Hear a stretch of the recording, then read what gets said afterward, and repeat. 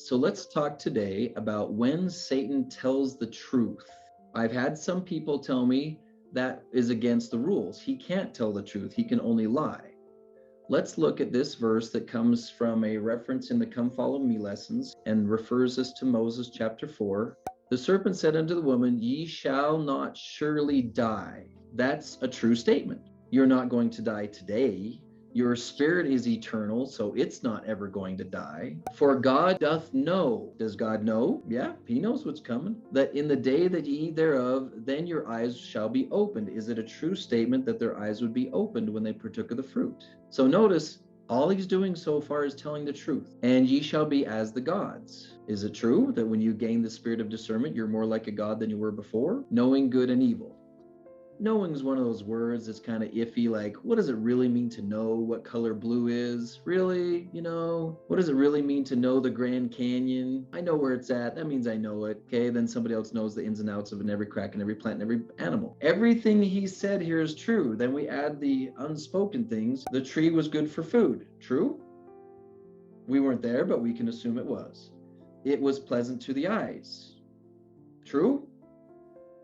A tree to be desired to make her wise. So one of the most important things you need to do when looking for satanic attacks, we need to look also for things he says that are true. Let's look for some modern day examples of this. You are tired. Now, almost everyone I've ever interviewed automatically assumes that that phrase is not from Satan, but each one of them can be said in two different ways. Your spouse can be difficult sometimes. Your circumstances are unique. You failed last time you tried this. You got hurt last time you trusted. You didn't finish the project in time last time. The most common feel to these types of statements is deflation or disharmony of some degree. How about anxiety and fear? Now, for those of you who are knuckle draggers when it comes to emotional self-recognition, I want you to know that I learned how to cheat with this. Ta-da! Look at this. It's called an emotional wheel. So when I don't know what I'm feeling, I pull this out and I read it until I go, hey, there it is. There's a feeling right there, and that sounds familiar. If you're having experience and you don't know the name of the feeling, you can use one of these. This one happens to be color-coded. Blue means not edifying. Orange and yellow means sunny and edifying. So if I find my feeling on this side, it's satanic. If I find it on this side, it's probably Holy Ghost. See? That's my discernment tool. I got this from an essential oils company. These sensations or feelings are chemical reactions in your brain. Not everyone pays attention to their brain chemistry. Shocker, right? I have found it a great blessing to have women within reach because they can notice my chemical shifts from 2 rooms away. So all I have to do is say, hey, am I having a chemical experience right now? And I get quality answers. And I have to be non-defensive when they say, yes, you are, and that's why we're staying away from you. These types of chemical reactions move the brain energy away from the frontal lobe towards the animal brain down the chemical scale. When we experience such subtle, unrequested, this is important that you see these words, invasive and intrusive. Replay your own experience. Did you want to hear the phrase, my spouse can be difficult at times? You know what, I'd like to think later today. In fact, I'll put it in my Franklin planner at 6:30 tonight. I want to think your spouse can be difficult sometimes. If you weren't planning to think it, then it's an intrusive thought.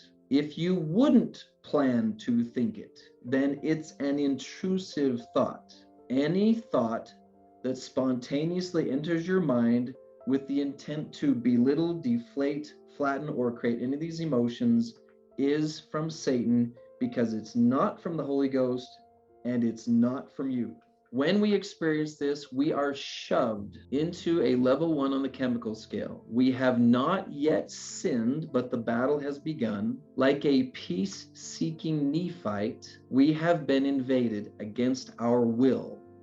So what do we hear sometimes in psychology is, why do you want to think like that? Why did you think like that, as if it was voluntary, as if you just invited it in? Please acknowledge the possibility that you can be psychologically invaded in the same way that Nephite cities were invaded against their will. We must fight back with skill, speed, strength, and endurance, just like the Nephites had to, if we are going to get our land or our mind back. It's not just a 2 seconds of thought shifting. You will have to do some psychological war techniques that Moroni referred to as stratagem, so that you can win. People ask me when I finish reading someone during a therapy session, and they say, what did you see? And I start describing what I saw, and they're like, how can you see that much in 15-minute therapy session? And how did you see it? I've trained myself to watch for things like the change of the color of the cheeks right below their eyes will tell me a lot. As their spouse speaks, if they tilt their head a little bit off or towards, or the way they move their shoulders, I can tell a lot about the quality or condition of a marriage by all of those factors. But that's all trained, that's all practiced, and it's not natural. It's not like, oh, I'm a natural at that. No, it took me a decade to get good at that. But I want to talk about 2 stories that demonstrate this experience of having your brain chemistry shift and what it does to your behavior. We have the story of Peter walking on the water, and there's several other themes that have a fear-based satanic attack. We have this man who has a psychological condition where he is putting himself in a position where he can walk on water because of the way he's thinking and feeling and his connection with Christ at the time. Something entered his mind based on observation, but he had to have thought some type of scary thought. These waves can hurt me. I'm going to drown. This is impossible.